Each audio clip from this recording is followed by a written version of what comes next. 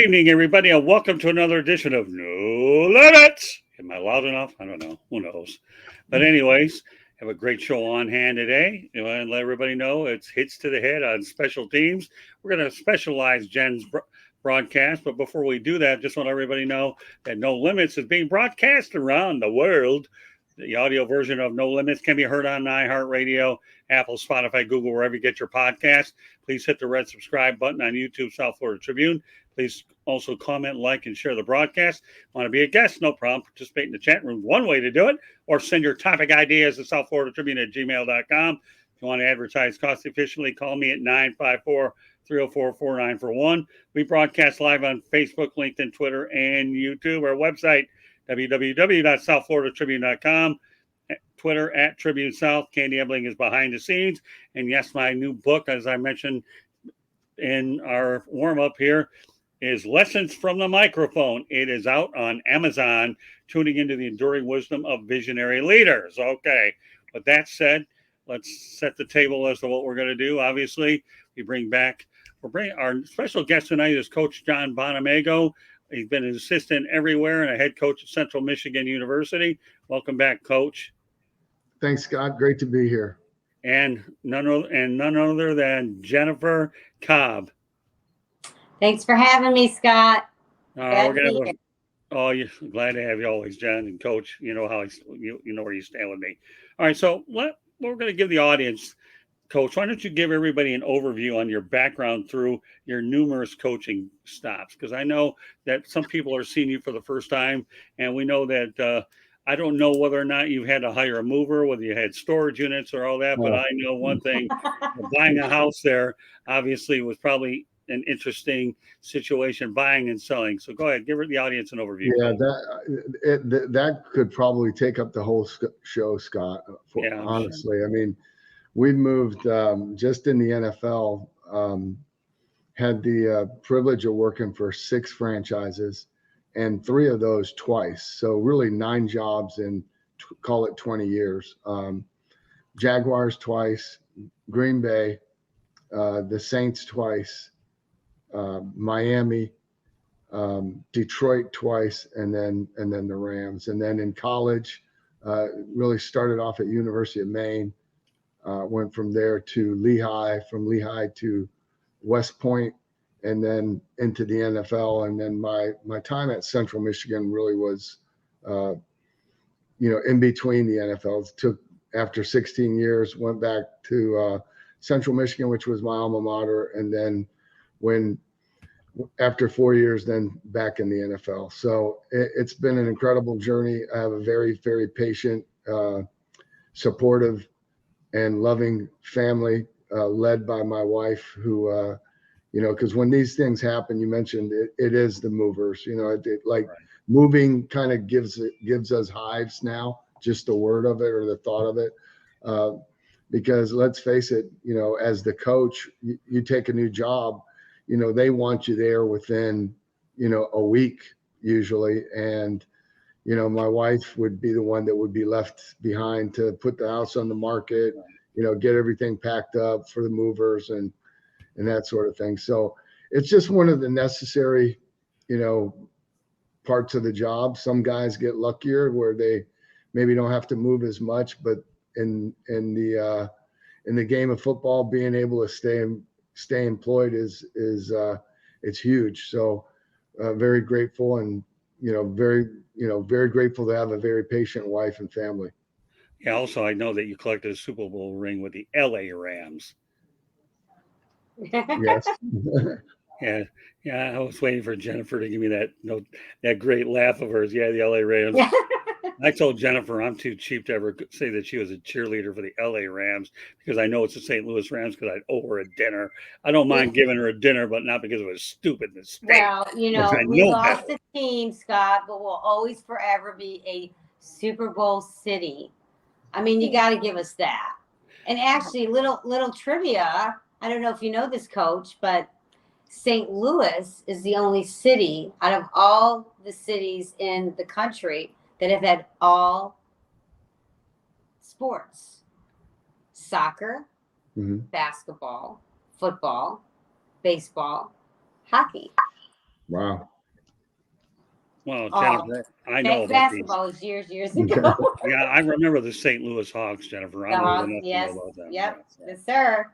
Pretty interesting, though. Yeah. So, I mean, Kansas City, Mahomes is, our closest go-to, but I forever will love football. I love the game of football. I love everything about it, from pee-wee size all the way to professional, what it does to the young men and how they are raised in this sport, and the wonderful things from time management to strategy and being coachable and being a leader on and off the field, and just all the wonderful things that this sport teaches. I can watch any team, really, so, but it is great to cheer for your own team that's winning. All right, so let's talk about the fact that we know football as a violent sport, but what have you seen, Coach, on special teams, especially since those plays on kickoffs and punt returns could be dangerous? Well, the biggest thing, I think, is the awareness, and then the willingness to work together to make the game safer. And I think that comes from, coaches as far as how techniques are taught, the advancement of the equipment, and then most importantly, the rules changes. I mean, I think, the major rule changes that have been made, to the special teams have all been with the idea or the hopes that it would increase the safety of the players. So we've seen a lot of rule changes in the last 10 years, and I think they've all had a positive effect on that. I think the nature of the game, I think eliminating the injuries, I think is it's an admirable goal. I don't know how realistic that is, but I think there's also I think when you decide to play the game, and if you've played it for a while and you make it to the professional level, I think there's an inherent risk that that the players they accept.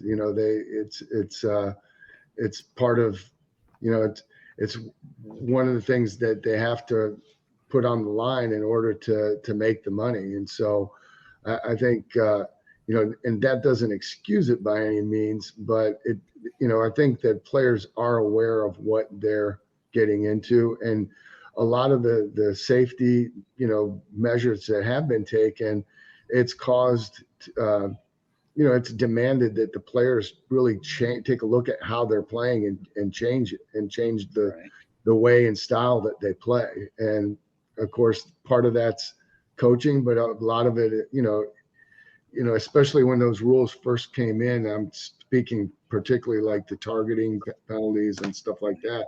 I mean, there was an adjustment period where, players had to learn how to play within the rules. Right. So Jennifer, anything you want to ask Coach about this? That what a great topic to talk about. Coach, I want to get your perspective on the big flavor of the month right now that's going on, and that's AI.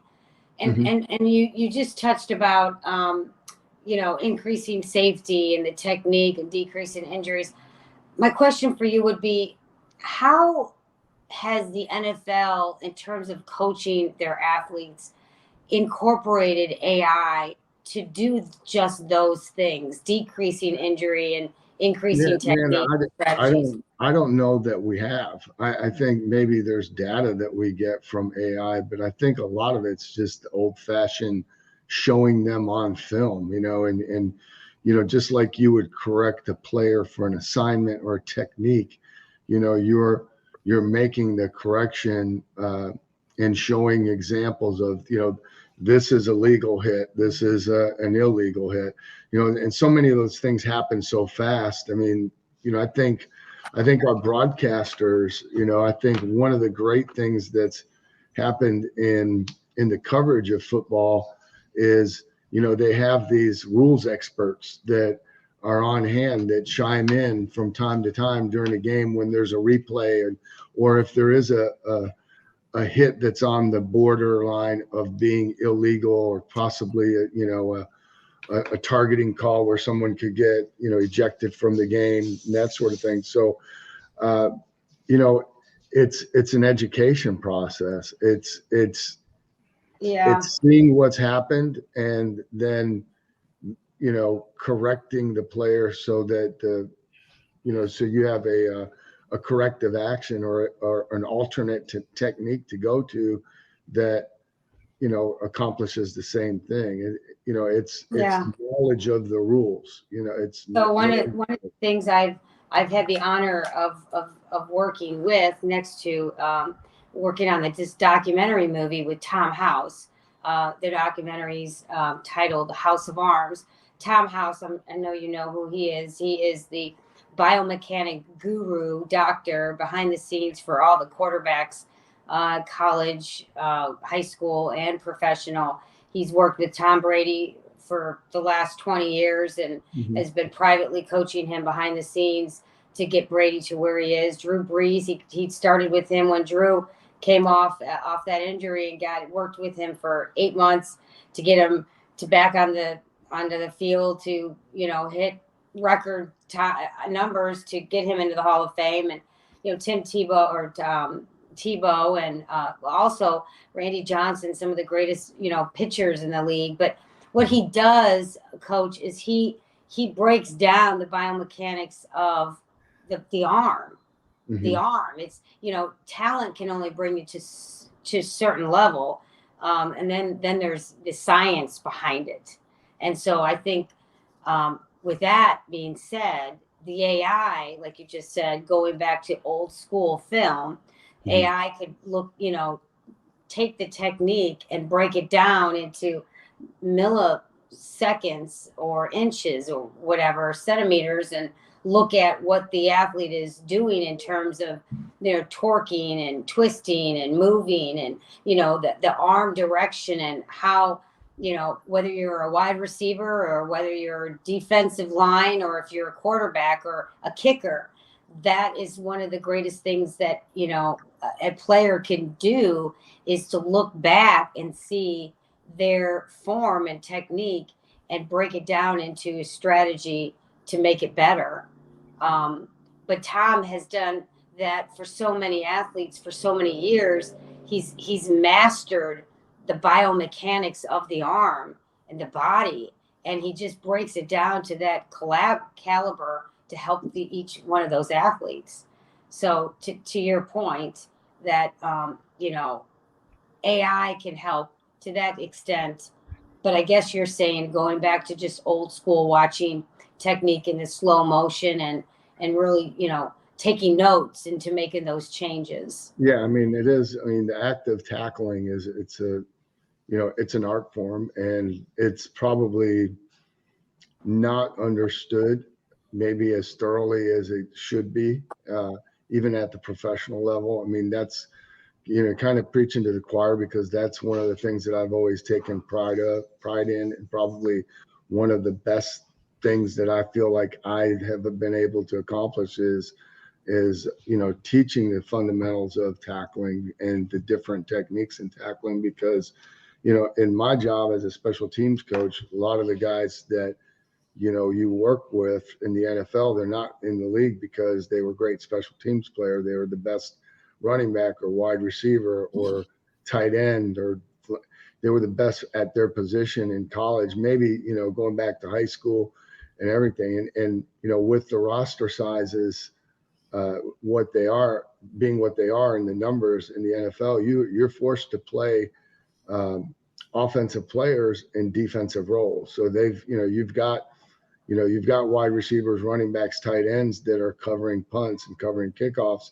And, they're not working on tackling during the week because they're running offensive plays. So, the challenge is to get your schemes taught, your fundamentals taught, but also to, you're going to need that player to make a tackle in the open field when the game's on the line. And, how do they get the confidence to do that when it's not something that's general, that's asked from them, they're not able to do that in their normal, responsibilities. So, you have to build time in practice and have creative ways to do that, to train them for, so they can do their job, and also to protect them from injury as much as possible. And,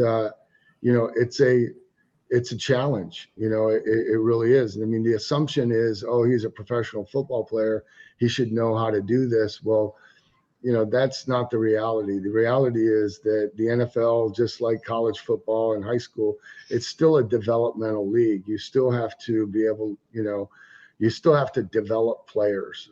That's how teams go from being good, competitive to good, from good to great, is the development that takes place. And it happens, unilaterally across the board. It's just not in the kicking game, but,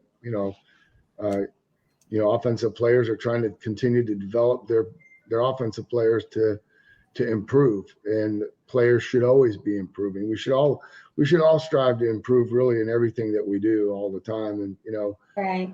A football player is no different. Yeah. And I think you're naive to even think that, coming in rookie year and you're a veteran, let's say 5 or 6 years at your peak. I mean, look at Brady. Brady's gone, all the way into his 40s. Has he peaked? Did he peak? Doesn't matter. He's I think he's a little bit of an outlier, but it does.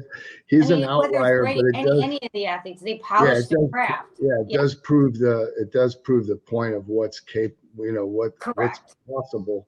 I mean, I don't think there's very, Tom Brady is one of those individuals that has accomplished in football what few have, but very few have accomplished in any endeavor. Not, let's not leave it at football. How many people in any sport have been able to compete as long as he did, as at the level that he did? He's a freak. Yeah, and Jordan did the same thing. I mean, he took, some time off of football or basketball and went into baseball. I know his hitting coach, Mike Barnett, very well. He's a great friend of mine. And, Michael would end practice, and behind the scenes, everyone would go home, and him and Coach Barnett would go behind the scenes, and they'd seriously hit for 2 more hours in private, element. And he just was the hardest worker and did it all behind the scenes because he wanted to polish his craft. In order to get better, you have to practice, and practice not to be perfect, but practice to improve. All right, so you guys talked about this. I want to mention it again, but Coach, go into more detail about the rules changes. I know our audience would like to know a little bit more specific. Oh, sure. Jen probably might as well. Yeah, well, the first thing I'd say, they're moving the football, the kickoff spot, from moving it up to the 35-yard line, right, from the 30, with the idea that would give kickers more opportunities to kick touchbacks, right? The other thing along with that, the touchback coming out to the 25-yard line. So now, as a return team, most offenses, they're happy to take the ball on the 25-yard line, and not starting from their own 20. So I think that has had a big effect on the game, because there's fewer collisions, because there's dramatically fewer kickoffs that are actually being covered. Right.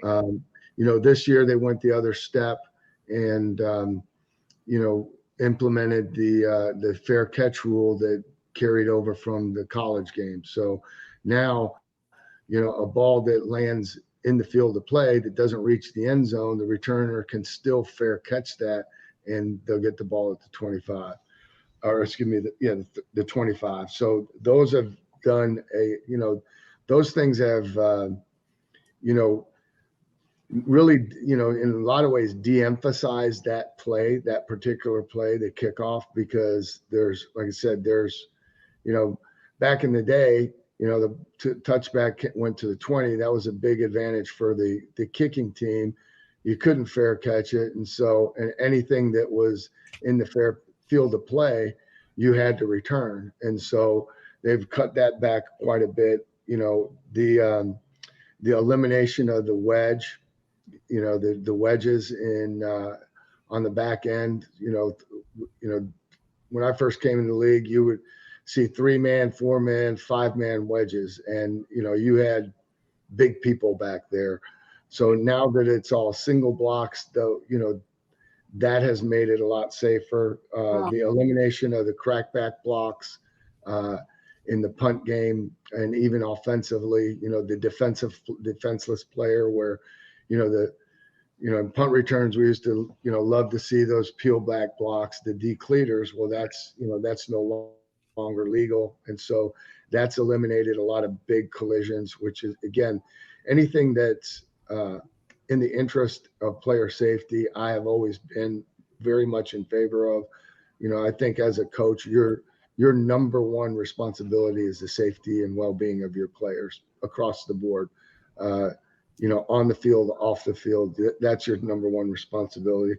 And then, just having the spotters upstairs in the press box, the neutral spotters, the doctors that are looking for, players that might be showing symptoms of having suffered a concussion, and the intervention, that doctor who doesn't work for the head coach and doesn't work for the team has the authority to pull a player off the field for his own protection. I think those steps are huge. I think they're monumental steps, and I think they're necessary steps that needed to be taken.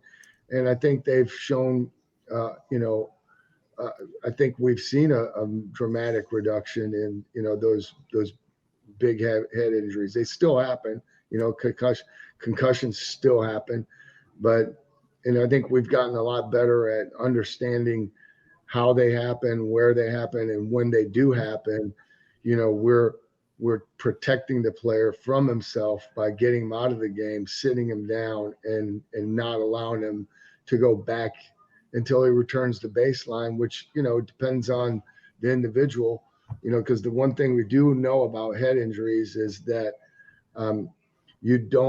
it's not like you develop a tolerance. It's the opposite. Once you've had one, you're more susceptible to, events occurring again in the future, with even possibly less contact, and so, I think we've taken tremendous strides. I think, our equipment is much better, although there is one thing that I'd like to point out, as our, one thing that has happened in the game is the equipment's gotten better, but the helmets have gotten bigger and shoulder pads have gotten smaller. And Todd, Scott, I had shared this with you, but I'll put up this picture, so here's,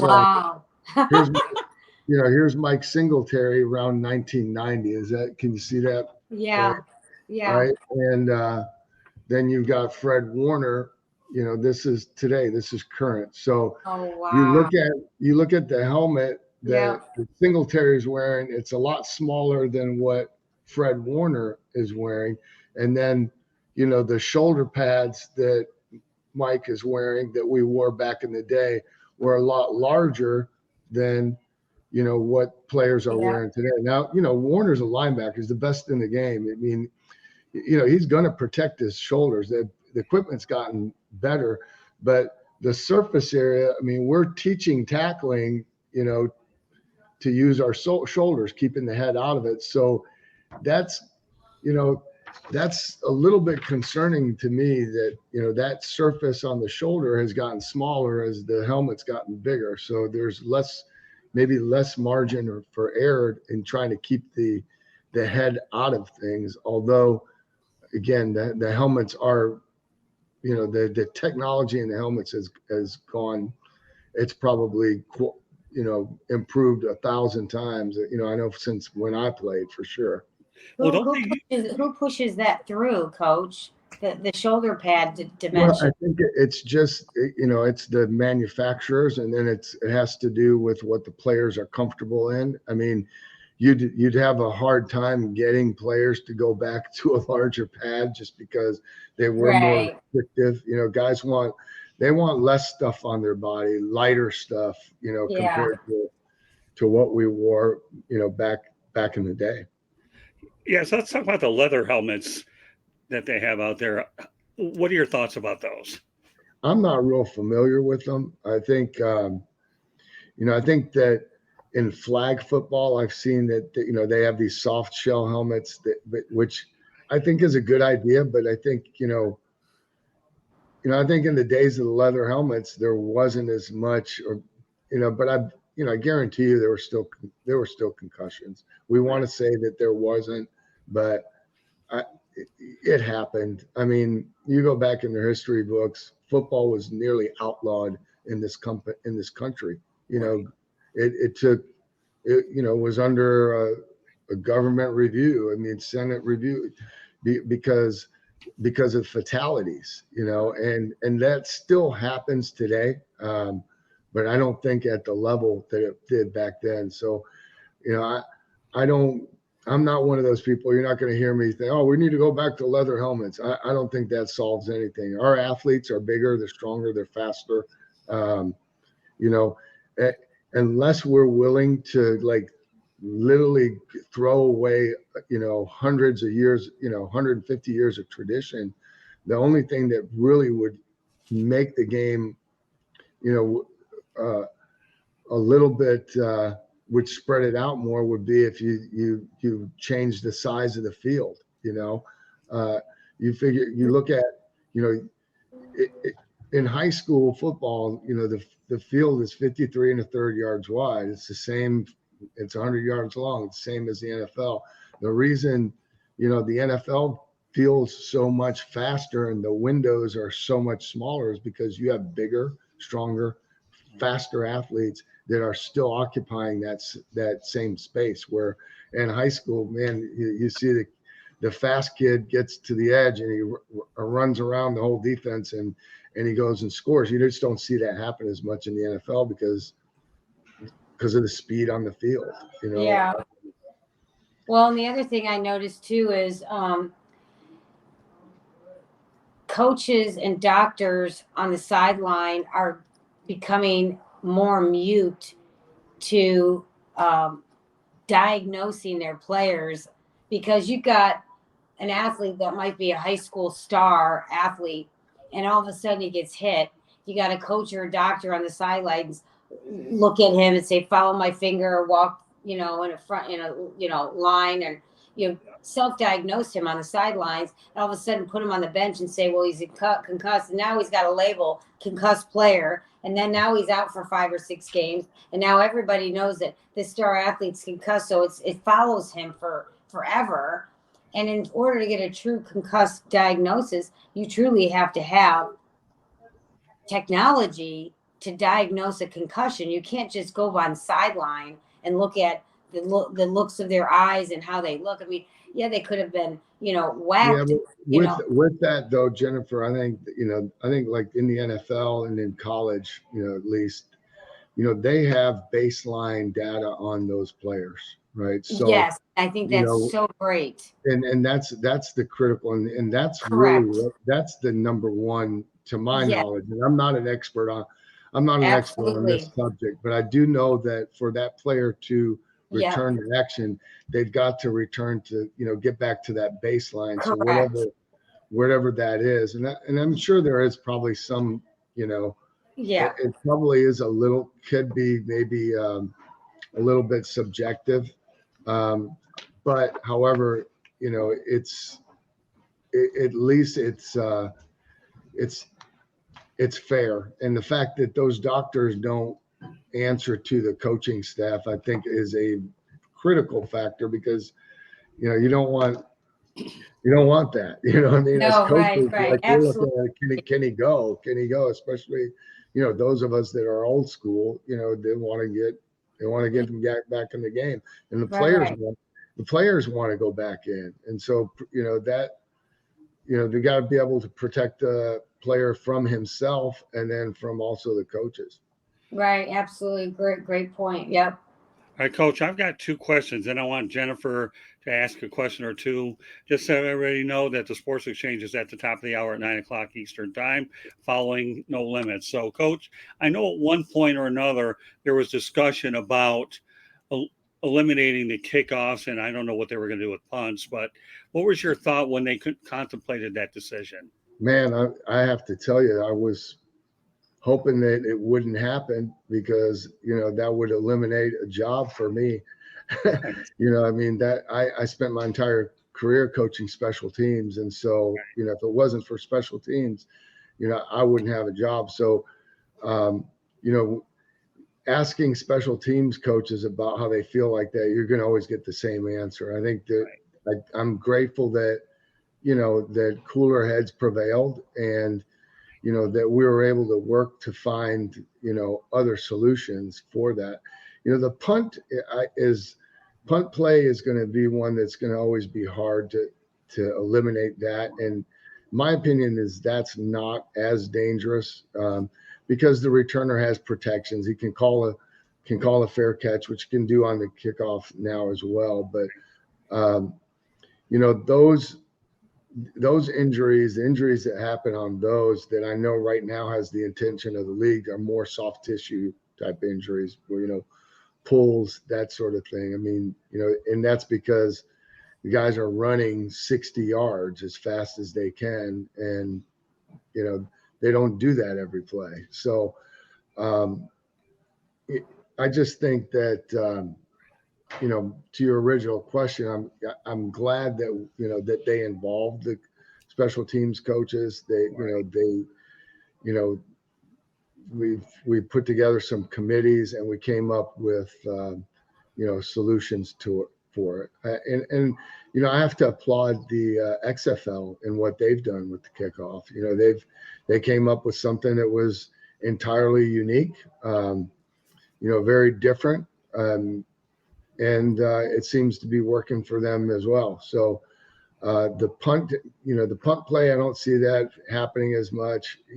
That one doesn't seem to draw as much controversy as the kickoff traditionally has. So, and rightfully so. And the last question I want to ask you is a thing that we talked about earlier in the week about smaller guys on special teams. I know that would, tell everybody what you told me about smaller guys on special teams, whether is that where they are? Yeah. I mean, you had to ask how many, you don't see offense and defensive linemen playing on, kickoff. You did at one time, right? Back when we did have the wedges, you'd see, you'd see that back end of the kickoff return, which the 3 to 4 players or sometimes 5 that would form that wedge, were offense and defensive linemen. They were bigger, but now that everything's a single block and it all happens in space, you'll see a few defensive ends mainly, but the rest of them fall into that category that I would, say they're skill or big skill players. So linebackers, tight ends, running backs, and then, safeties, corners, and wide receivers. If you're a defensive player on an NFL team, it's in your job description that you're going to be, you're going to play special teams, especially, if you're a linebacker or a DB, if, you're playing on those teams. And then, guys don't realize it till they get to the league. But if you're the third running back, the 4th or 5th wide receiver, the 2nd, 3rd tight end on that roster, it's going to be expected that you contribute, the fewer plays that you have, the lower your snap count is on offense, defense, you have to do something to be able to help the team. And so those extra snaps come from the kicking game, but it's rare now that we see, other than field goal and field goal block, you're not seeing, the big guys on the, punt return, kickoff return. Yeah, and one of the things I should point out too, that I remember covering the Miami Dolphins back in the 80s, one of the best special teams players I've ever seen was Jim Jensen, who played out of Boston. I think university, if I remember right. But also another thing is, I think what's good about special teams, a lot of these guys on the back end of the rosters make their way onto the team on special teams, as I've noticed, and then subsequently play the regular skill position players. So it's a good opportunity for them to have a job in that role, and then obviously go into a bigger role. You know, we don't put limits on anybody, but everybody's got to start somewhere. And there's been a lot of players that throughout the history of the league that either made a name for themselves and carved out a niche for themselves on special teams. There's been a lot of guys like that, like a Matt Slater, you know, maybe the best that's ever played.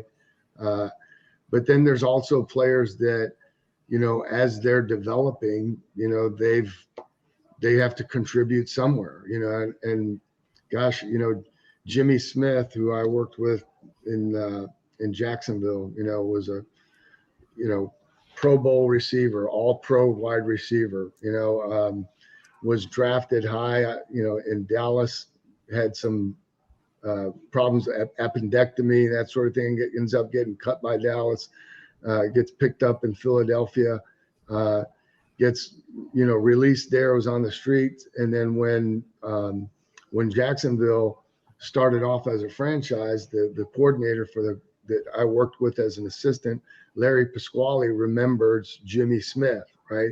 They bring Jimmy Smith in off the street, and his first year or two, he played on special teams for the Jaguars. And then, man, he reaches his potential as a wide receiver, and the rest was history. I mean, the guy went to, I don't know how many Pro Bowls and that sort of thing, but, you know, that's just one story of, you know, guys that, you know, you have to have a job, right? Pierre Thomas, you know, running back with the Saints. I had Pierre in New Orleans. Pierre was a, you know, undrafted running back. We had, you know, the Saints drafted a running back in the third or fourth round that same year that we signed Pierre Thomas. The kid, he beat him out. He beat him out because, you know, because he was an excellent special teams player. And, you know, the Saints made a decision that you rarely see, but they cut the draft pick and they kept the undrafted guy. You know, Pierre Thomas out of the University of Illinois ended up having a 10, 12-year career in the National Football League, the last of which, you know, down the stretch became a dominant running back. And, you know, that doesn't happen for him if he didn't excel in his role as on special teams. The guy did it all, you know. So there's hundreds, if not thousands, of stories of players like that. You know, it's kind of a rite of passage, especially if you're a young player in the league. You know, unless you're a first, second round pick, the rest of them, they're going to cut their teeth. They're going to earn their stripes playing on fourth down. All right, Jennifer, I'm going to give you an opportunity to ask a couple of questions before we take the show home. How's that? All right, go ahead. Yeah. Well, I'm just curious, Coach, what would you've been a player, you have been on the field as a player, as a coach, and you've traveled the world and you've seen the ins and outs of this game. What do you see as one of the biggest changes in players now compared and contrasting the player 20 years ago? Is it work ethic? Is it speed? Is it technique? Like, what are they bringing to the table now you didn't see as often 20 some years ago? That's a really great question. I would say I don't think that the players have changed so much as society has changed, you know. And I'm gonna go back to I'm really gonna go back to some advice that one of my mentors gave me when I was preparing to interview for the Central Michigan job. You know, I went and talked to Mike Sherman. I worked for Coach Sherman in Green Bay. Coach Sherman, when he was done in Green Bay, went to Texas A&M. You know, he recruited Johnny Manziel. You know, he's been a head coach in the CFL. He's been a high school head coach. And, you know, I wanted to be prepared for the questions that they were going to ask me in my interview, because at that time I'd been away from the college game for 16 years. I knew there was going to be a lot of questions about recruiting, which, you know, I kind of feel the same way about recruiting. I don't think recruiting has changed. I think the methods that we communicate with players now has changed. You know, when I first went in the league, I mean, you know, we were all phone calls. Now, you know, you have to, you know, be on Twitter and send kids direct messages or text them. Yeah. And the advice Coach Sherman said that, you know, that really stuck with me. He said, you know, players back in the, you know, when I was coming up, we did whatever the coach asked us to do. No, you didn't ask questions. I think now players have questions. They want to know why. And in his words, and I agree with him, I don't think that's not necessarily a bad thing. I think that's a good thing. You know, I think the majority of the players that I have been privileged to work with in the National Football League, and it doesn't matter if it was from 1999 when I first got in the league to, you know, 2021, which was, you know, my last year in the league. The overwhelming majority of guys want to do well. They want to improve. I think professional athletes in general get a very, very bad, you know, they get stereotyped. They get a bad, you know, people assume that they're lazy or they have attitudes and they don't want to work. Are there guys like that? Yeah, there's turds in every you know, in every occupation. So yeah, there's a few of those, you know, and the media, that's who they like to write about. That's who they want to talk about. But, you know, they don't talk about the guy that shows up every morning at 7 o'clock or 6 o'clock and stays afterwards, or is out there after practice, or comes in to watch extra film and has, you know, they don't, you know, because those things aren't, you know, they're not exciting to write about or talk about. But the overwhelming majority of players that I had an opportunity to work with were professionals, you know, or learning to be a professional. I think that's a big part of, that's the big part of the coach's job in the NFL, is teaching that young player, you know, what it means to be a professional. Because, and I've said it and I'll say it again here, you know, just because you're getting paid to play, that doesn't make you a professional. What makes you a pro is how you prepare, how you take care of yourself, how you handle yourself at the facility after you go home, you know, in season, off season, and, you know, really becoming a master of your craft. And so there's a lot that goes into that. So I don't know if that's I don't know if that's the best answer to your question. It's a great answer. I have talked about this so much in the past, that when Georgia Frontiere brought those Rams from LA to St. Louis and had open call auditions, there were thousands of girls that showed up for 40 spots. And I walked in and I thought, there's no way I'm going to be selected, but I'm going to have fun doing it, and I might make a friend or two. So good for me, right? Yep. I got to tell you, the selection process is more than just the best dancer. Just like as a football player, you can't be selected because you have the fastest 40-yard, or you catch the most balls, or you have the best quarterback arm. There's more that goes into the selection process. You have to be a man, you know, and on and off the field. You have to be a leader on and off. You have to have camaraderie. You have to show leadership. You have to, you know, take direction and be coachable. I was coachable. I was able to take direction. When Keely Fimbres, the director of entertainment, would say, Jen, you're about 2 dances away from being cut. If you don't start sharpening up your technique, I would go back to the drawing board and I would work my butt off, because I knew someone was wanting my spot more than I did. And that was showing obvious.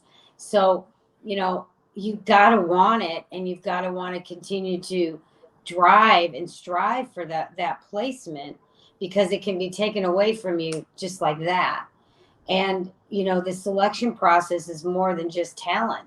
You know, all of the athletes that you have coached over the years and years, from, you know, rookie season to veteran, and they come back to you. One of the biggest memories I'm sure they share with you is not just how you coached them, but how you made them feel. You know, they leave practice or leave a game, whether it's a win or lose, how that coach made me feel in defeat and when I won the game and left the stadium.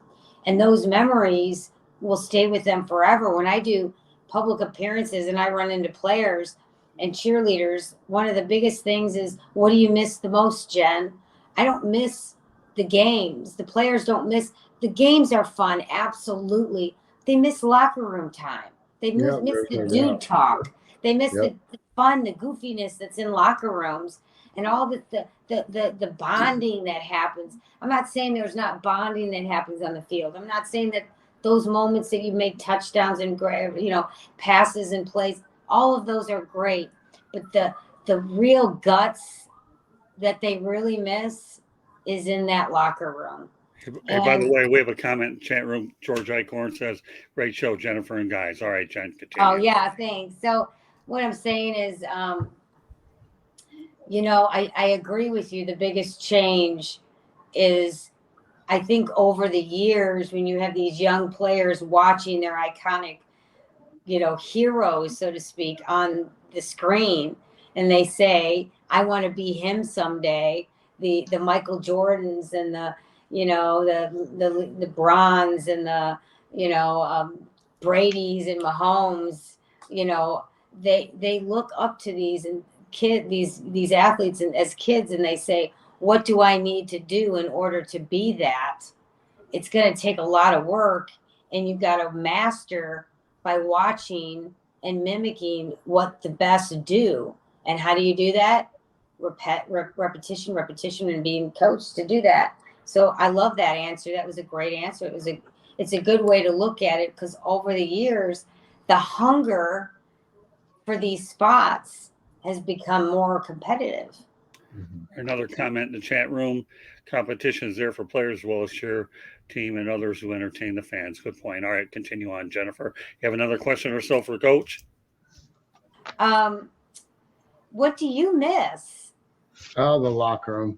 I miss being around the staff, being around the guys. That's the working together, the grind. It's like when you get to know somebody when you're having coffee with them at midnight. It's like yes. Oh, I love that. Yeah, that's so great, Coach. I do miss that part of it.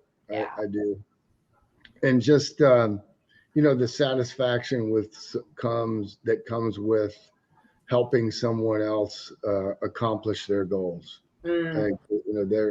There's few things that really that it's hard to get that anywhere else.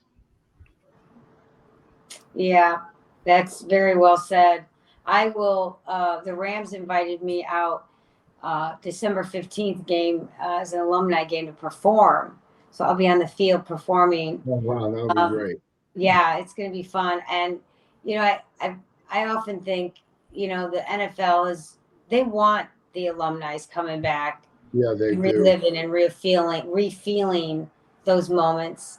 And to keep the game going, in their hearts, it will always forever be there. And, even though you hang up your football, your helmets and your pom-poms, or, your what do you call it, clipboard, you still got it in your heart. I posted this on my LinkedIn. I don't know if you saw it or not, Scott, but that's Paulette and I got to go back to a Jaguar game a couple of weeks ago. Oh, that is neat. She's the star in the middle, and then I'm the one photographing in the back. So that's funny. Nice. That is funny. Good stuff. I'll look you up on LinkedIn. I'll friend you. All right.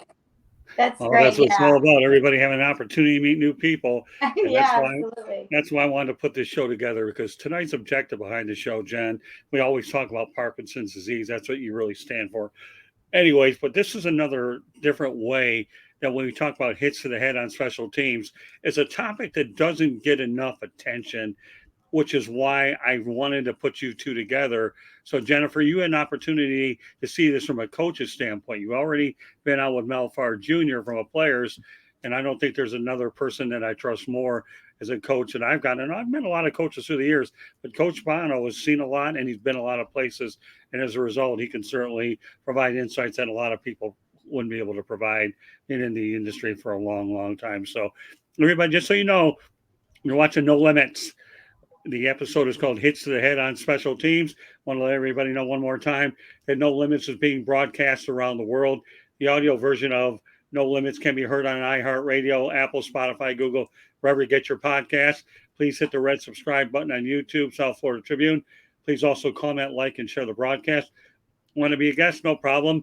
Go out there and participate in the chat room or send your topic ideas to southfloridatribune@gmail.com. If you want to advertise cost efficiently, call me at 954-304-4941. We broadcast live on Facebook, LinkedIn, Twitter, and YouTube. Websites, www.southfloridatribune.com, Twitter/X @TribuneSouth. Candy Ebling is behind the scenes. My book, which is a media book, but then again, everybody can read it on Amazon, is Lessons from the Microphone, Tuning into the Enduring Wisdom of Visionary Leaders, by which Coach Bonamego and Jennifer Cobb are both in it. But that said, great show here. So, Coach, as we get ready for the Sports Exchange at the top of the hour, why don't you let everybody know how they can get a hold of you? Well, you can find me here, LinkedIn, and then outside of that, we live a pretty private life. So I'm going to pop up at a high school game somewhere in Florida on every Friday. And yeah, right here is probably the best place. That's all right. We like to put them to use once or twice a week. And Coach and I have a lot of things we're working on as much. And I also enjoy the work that Jennifer and I are doing, because Parkinson's disease is something that I don't think will never get enough attention. So, Jennifer, put your stuff out there again, please. Yeah, so www.teamgatewaytoacure.org is my charity, my foundation. We look at Parkinson's and the neurological disorders, but most importantly, we look at the caregiver, the one behind the scenes that's caring for their loved one going through whatever they're going through, and how important a caregiver is into the hope and comfort of their loved one in the home. So we're a resource-based foundation. You can come to teamgatewaytoacure.org and get more information about how you can best support the caregiver in the home. Very good. Well, you find Jennifer here on the network, and you can also find Coach Bonamego on the network. So once again, great show. Appreciate both of you being on tonight. And Jennifer and I will be doing another episode, so stay tuned for the next time and date. Thank you so much. Oh, thank Jennifer. You. Coach, it was a pleasure. Pleasure. It's an absolute joy to finally meet you. Thank you so much. Meanwhile, the Sports Exchange is next, and we'll catch you the next time here. In fact, we'll catch you at the top of the hour on the Sports Exchange. Good night, everybody.